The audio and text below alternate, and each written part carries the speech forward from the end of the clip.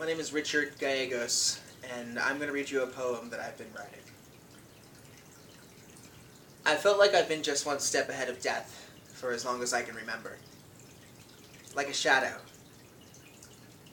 I was young, but I can remember frantically searching for the feel of cold, hard plastic, and within it the canister of propellant, restoring aerosol spray, and life, so desperately needed to quench my thirst for breath. Waking from fitful sleep to stumble half-blind in the dark for the inhaler I know I left by my bedside. Clutching with one hand the sheet, the other rummages the desk by my bed in a desperate attempt to find the familiar shape at my fingertips. I know it's here. I begin to question the thought as the sound of constricted breathing brings the strain and wheezing of lungs aching to fill to my ears. I hear myself whimper. It's just there. I am only not grasping it. Another inch, I think. Just an inch further. It must be here. Stretch out hands, fumbling now together in frantic search. Echoing thoughts of assurance are fading fast to approaching panic. A flash of humor comes to the rescue. The machine-like cry of pain from my lungs as they pump oxygen into blood cells pleading desperately for more reminds my 8-year-old, adrenal-flowing mind of a once desperate, now powerful icon, Darth Vader. He can control it, I think. A chorus of wheezes and pulling hands now on the floor, tearing through the items once on my desk, the struggle to become rhythmic in drawl of breath chisels at my resolve. Fear is taking control. Fear of never again taking on lungs full of air provides power to the encroaching anxiety. Crying now. Fitful kicks on the wall and tearful half-yells are my last attempt at rescue. I can hear myself screaming for my parents in between swallows of partial breaths. The bedroom light flickers on as my brother begins to shout in echoance for my father, our father, recognizing the urgency. He is first to take up the hunt for ambulatory magic. The worry in his face as he calms me twists my pleas into inward reflection. I don't want to worry him, and now that he's helping, I ought to be fine.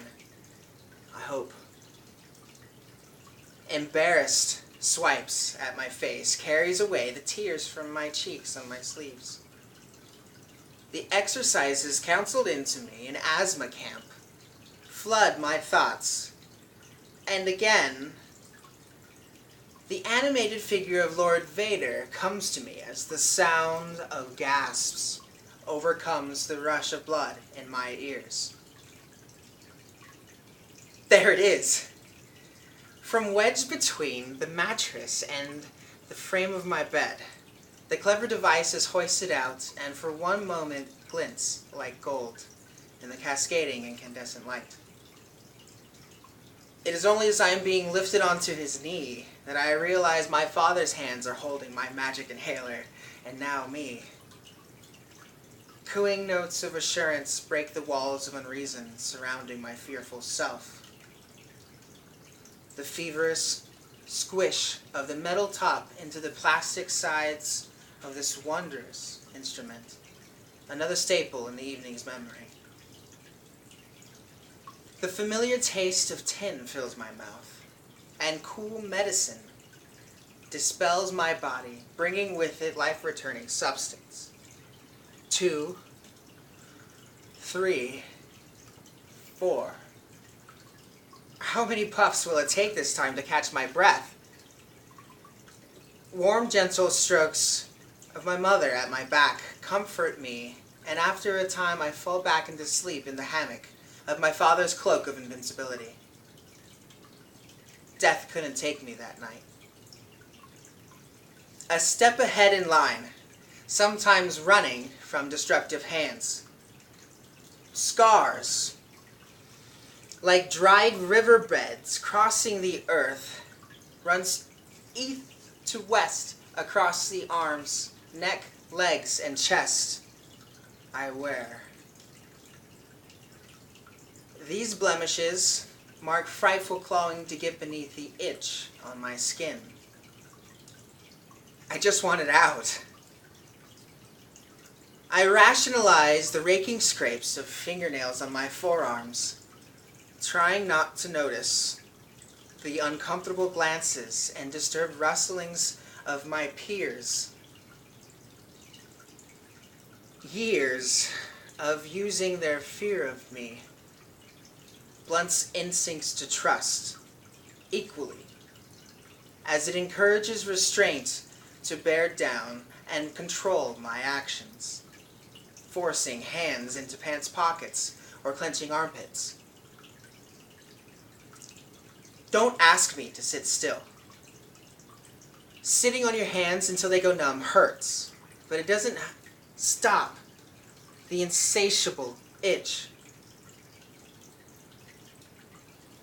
I have streaked red skin, what I wouldn't give to be like the rest of my kin. Recent light shed onto food allergies and their systemic reactions cast hope onto the situation. A few shots, and like the tinkering of a watchmaker, the doc says he can have me running again, frictionless, and uninhibited by sensitive, scratch-broken skin. No more blood-soaked sheets. A chance at a future of spontaneity can erase a history of scars on my arms, but it will only serve away and scrub the blemishes on the topmost surface. It won't wash away the ogling stares. Stares from victims of my presence, stored up in these eyes. My sin, being too near, alive, bearing witness this tone of skin. Eczema is not the culprit here. I am a ghost of history. A word, Redskins. The grotesque and deplorable nickname of genocide is given permission to flounder our conscious society, promising with it honor and heart, while yet promulgating lies and savagery. Yes, the Holocaust of the American Indian is passed down through grade school as expansion and the industrialization of the West. These are delusory terms, serving to cover up the history I wear as sleeves clung to the meat of my bones, exposed, vulnerable to glares and prejudgment. Prejudice inflicts a different kind of scratch, a wound that won't show as a bloody line down the back. Sitting in time, I can remember waiting in line for the train home after work. I recall joyously sharing my fortune and good cheer with my brother over the cell phone. A strike of hate moments away. I was blind to it beforehand, but hindsight says I will never forget.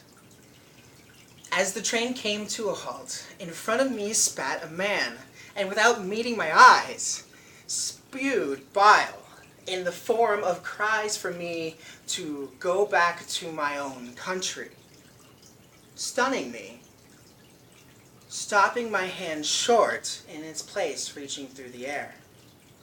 I didn't take hold the rail and enter the car because that man had just handed me a scar. Instead, Silently, I watched him carried away in what should have been my ride home. A crack in misconceived perception I cannot fix. But when you spit into the canyon of racial fear, it is my color, my family, my history that is split. To this day, I wrestle with not having been able to respond then. Choked up on fear, it was at that moment it was once again made clear that if I was feet from the reaper, I'd better steer through this lump in my throat. Because I was in public. I couldn't cast stones because he was so quick in his stab and retreat. I couldn't yell. What if I had been alone at a different stop that night? As I think back, anger surges over my fear. Other reports in the news crops up here and there of men my age and younger gunned down in the streets of this land, dropped dead by the hands of a cop too quick on the trigger. What form will death come in? These deaths reflect stories I've read in books only privy to me by searches and purposely finding restricted history. Those sections found outside of the school library. Whole genres kept hidden from the schools because the violence discussed within them is too moving as to inspire fear. But fear of who, it's left unclear. Perhaps purposefully. So. Because the trends I see in the media, recorded by phone, and in other written novels, match patterns scribed in the ledger of time, that which clearly shows that if you aren't one of them, if you don't fit in, and if you can't scratch a new color onto your skin, you are residing at death's door, sitting on toes, waiting for a cloak to open up and to be let into all-encompassing folds of robe, and to be told of your cultural, societal woes. It is only this within yourself, with it you have to reside. And is it in fact within yourself that I can hide? Let go of these seams and scream into the sky, or wherever you choose, that it is not here or there that I will cling to uncertainty, but it is from inside of mind and with body. I will work to free myself from our humanity, from its self-perpetuating attempts to claim life with the fear of death.